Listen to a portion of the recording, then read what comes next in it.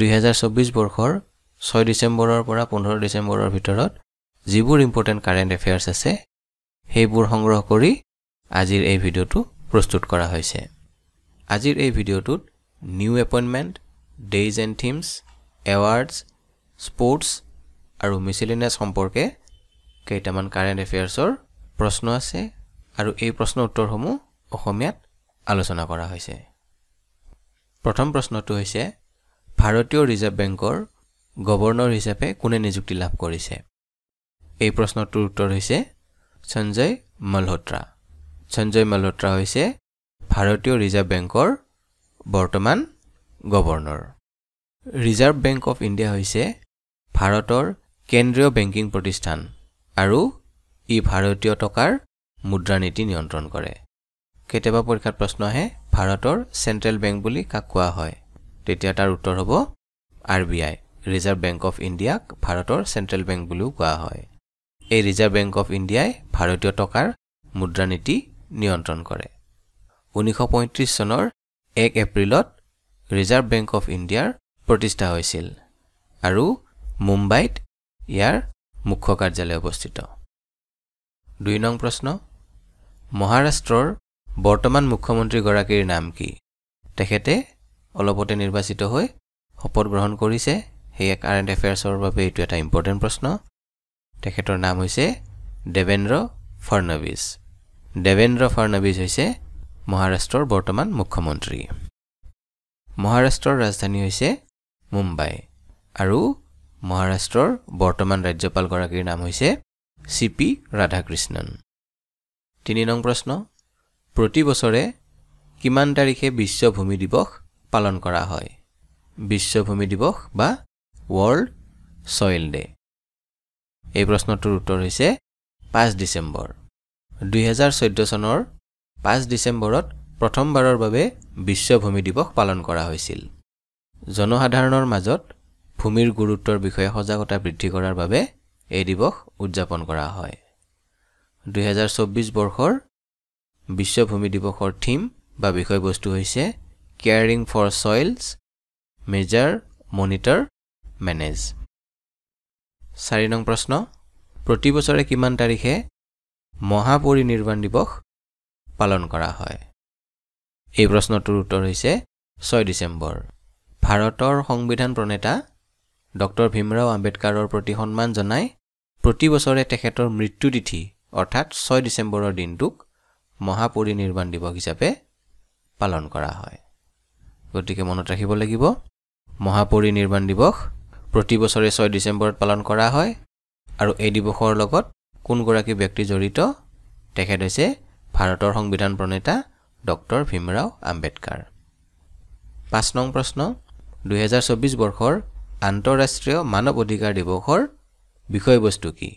উত্তৰ হৈছে আমাৰ অধিকাৰ, আমাৰ ভৱিষ্যত এতিয়াই। Our rights, our future, right now। প্ৰতি বছৰে 10 ডিসেম্বৰত আন্তঃৰাষ্ট্ৰীয় মানৱ অধিকাৰ দিৱস পালন কৰা হয়। 1950 চনৰ পৰা প্ৰতি বছৰে এই দিৱস পালন কৰি অহা হৈছে। ভাৰতত 1993 চনৰ 28 ছেপ্টেম্বৰত মানৱ অধিকাৰ আইন কাৰ্যকৰী হৈছিল আৰু সেই বছৰৰে 12 অক্টোবৰত ৰাষ্ট্ৰীয় মানৱ অধিকাৰ আয়োগ গঠন কৰা হয়। 6 নং প্ৰশ্ন, ভাৰতৰ প্ৰধানমন্ত্ৰীয়ে মহিলাসকলক ইন্স্যুৰেন্স এজেণ্ট হিচাপে কেৰিয়াৰৰ সুযোগ প্ৰদান কৰি স্বাৱলম্বী কৰাৰ লক্ষ্যৰে কোনখন আঁচনি আৰম্ভ কৰিছে? ইয়াৰ উত্তৰ হৈছে ভাৰতীয় জীৱন বীমা নিগমৰ বীমা সখী যোজনা। ভাৰতীয় জীৱন বীমা নিগমৰ বীমা সখী যোজনাৰ জৰিয়তে 18 বছৰৰ পৰা 70 বছৰ বয়সৰ 10ম শ্ৰেণী উত্তীৰ্ণ মহিলাক সবলীকৰণৰ লক্ষ্য লোৱা হৈছে। তেওঁলোকে প্ৰথম 3 বছৰৰ বাবে বিশেষ প্ৰশিক্ষণ আৰু ষ্টাইপেণ্ড লাভ কৰিব। প্ৰশিক্ষণৰ পিছত তেওঁলোকে LICৰ এজেণ্ট আৰু স্নাতক বীমা সখীসকলে LICত উন্নয়ন বিষয়া হোৱাৰ বাবে যোগ্যতা অৰ্জন কৰাৰ সুযোগ পাব। 7 নং প্ৰশ্ন, অলপতে মৃত্যু হোৱা SM কৃষ্ণ কোনখন ৰাজ্যৰ মুখ্যমন্ত্ৰীৰ পদত অধিষ্ঠিত আছিল?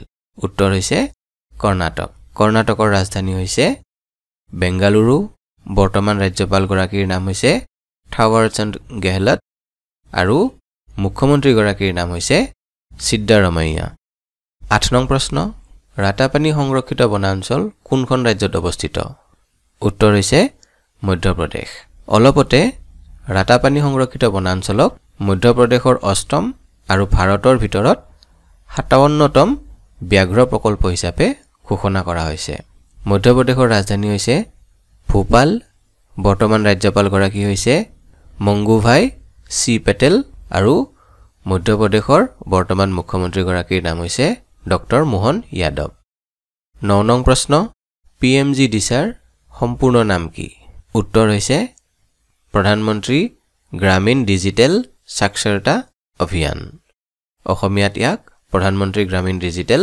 সাক্ষৰতা অভিযান বুলি কোৱা হয় এই অভিযান হৈছে ভাৰতৰ ইলেক্ট্ৰনিক্স আৰু তথ্য প্ৰযুক্তি মন্ত্ৰালয়ৰ দ্বাৰা আৰম্ভ কৰা এক ডিজিটেল সাক্ষৰতা আঁচনি এই আঁচনিৰ জৰিয়তে দেশৰ গ্ৰাম্য অঞ্চলত বাস কৰা প্ৰতিটো পৰিয়ালৰ একগৰাকীকৈ সদস্যক ডিজিটেল দিশত শিক্ষিত কৰি তোলাৰ ক্ষেত্ৰত চৰকাৰে এক প্ৰয়াস কৰিছে 10 নং প্ৰশ্ন অসমীয়া ভাষাৰ উজা বুলি কাক জনা যায় উত্তৰ হৈছে হেমচন্দ্ৰ বৰুৱা হেমচন্দ্ৰ বৰুৱা হৈছে অসমীয়া অভিধান হেমকোষৰ প্ৰণেতা তেখেতৰ মৃত্যুৰ পাছত অৰ্থাৎ 1900 চনত হেমকোষ প্ৰকাশ হয় 2005 চনৰ পৰা তেখেতৰ জন্মদিনটোক অৰ্থাৎ 10 ডিচেম্বৰৰ দিনটোক অন্ধবিশ্বাস আৰু কুসংস্কাৰ বিৰোধী দিৱস হিচাপে ইলুৰা বিজ্ঞান মঞ্চই পালন কৰি আহিছে